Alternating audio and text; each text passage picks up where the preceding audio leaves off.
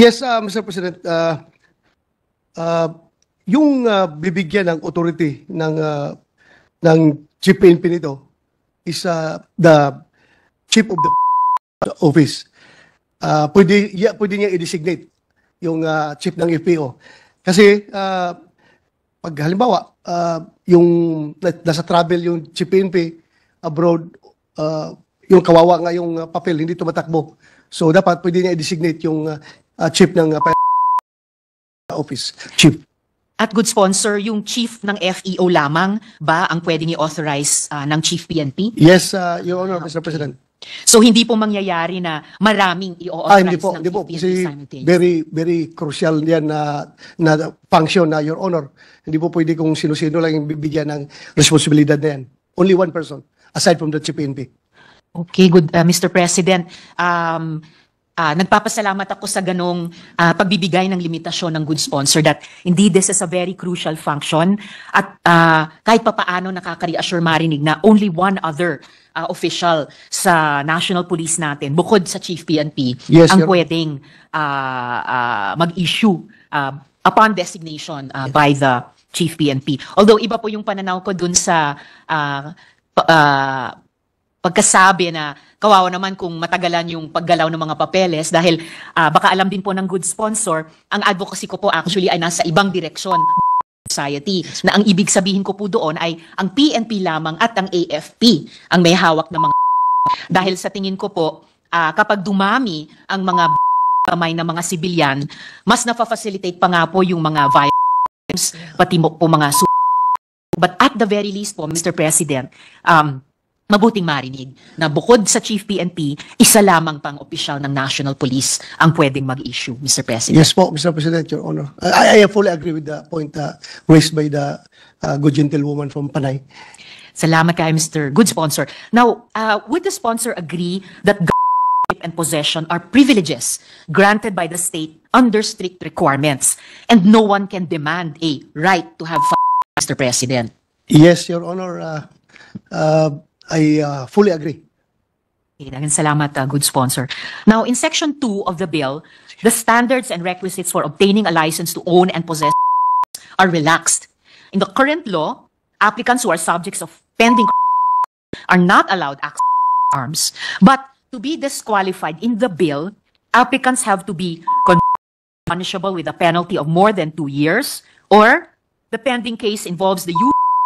Pero si Apollo Kibuloy po, hindi pa convicted at ang kinakaharap niya pong kaso ay related sa qualified human sa panukalang ito, kahit si Apollo Kibuloy na lumalabas na may sariling private army, ang Angels ay qualified pa rin makakuha ng mga So ang mga tanong ko po dito, good sponsor, bakit po natin binabago ang polisiya at pinapadali ang access Mr. President?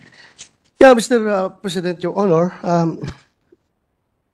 hindi naman natin talaga mapadali, no? Kundi gusto lang natin magiging fair tayo sa lahat ng tao. At kasi under Equal Protection of Law, under 1987 Constitution, criminal proceedings, an accused shall be presumed innocent until the contrary is proved. Thus, disqualifying all individuals who have been accused of automatically deprives them of the right to be presumed innocent.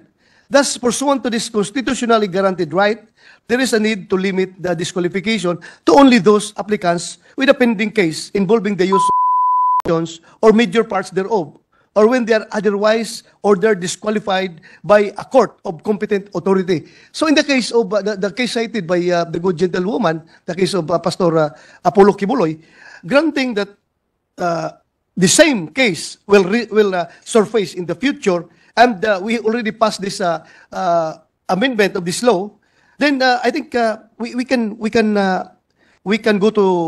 petition the court to have him disqualified for pero kasi kung general natin ito lahat, kawawa naman ako, kagaya ko, may kaso ako na pa ako. Kung hanggang ngayon hindi pa na-resolve yung kaso na yun. Tapos senador na ako ngayon, hindi ako pwedeng mabigyan permit to carry firearms outside of residence, then I think that will be unfair on my part kung hindi ako bigyan ng tsansa ng Estado na madipinsahan yung sarili ko, lalong-lalo na at may threat sa buhay ko. So siguro, I am not saying it is my right, but I think that the state should give me that privilege to defend myself against coming from the people. Salamat, Mr. President. Hindi ko pa po napag-isipan yung isang sitwasyon pa na binanggit ng good sponsor tungkol sa kanilang sarili at baka nga may pagkakaiba sa sinight nilang sitwasyon dun sa itinanong ko kaugnay ni Pastor Quiboloy. At the very least, nagpapasalamat ako dun sa kabukasan ng good sponsor na dun sa particular na itinanong ko sa kaso ni Apollo Quiboloy ay baka posibleng ipetisyon yung korte na i-disqualify sila sa paghawak ng pero ngayon pa lang, kahit hindi pa panahon ng period of amendments, i-make of record ko na yung ilang mga punto kaugnay nung naging sagot ng good sponsor tungkol kay Apollo Quiboloy. At iuulitin ko na lamang po pagdating sa proper time na period of amendments. Yes. The sponsor, Mr. President, has cited the right to be presumed innocent to justify this provision. Yung itinanong ko pong pagbabago sa polisiya at pagpapadali sa akses sa mga armas. But such right is not implicated here. Iba po ang usapin ng presumption of innocence sa usapin kung sino ang hahayaan ng gobyernong magmay-ari, humawak at magdala ng barel.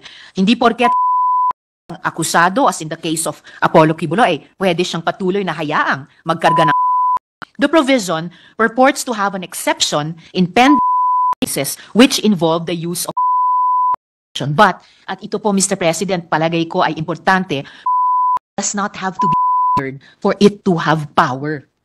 At hindi na dapat nating hintayin na gamitin ang bago ito tanggalin sa kamay ng mga taong may tendensiyang lumabag sa bata. So, gaya ng sinabi ko po, good sponsor, i-reiterate ko na lang po yung mga puntong iyon pagdating na sa period of amendments. Kaugnay po nitong tanong na ito. Hindi ba makakalusot rin sa requirement na ito ang mga group na pwedeng hindi naman related sa pwede pong malaman from the good gentlewoman kung what particular instance paano maggamit ng halimbawa po, yung itinatanong kong pagre-relax dun sa standards and requisites ng pag-obtain ng license to own. Hindi ba magagamit ito ng mga organized Mr. President, Your Honor, hindi lang po yan ang requirement to own and pakarami po ng requirement, isa lang po yan. So, yung ating relax from pending case to is just giving them the fair chance to own and possess para naman na, as I've said, yung example na sinite ko nga, in my case, yung simple criminal case ko for performing my duty as a police officer, hanggang ngayon, andyan pa yung kaso ko na arbitrary detention, then siguro naman hindi rin ako pwede i-disqualify na para fair lang, Mr. President, Your Honor. Yan lang po ang habol natin.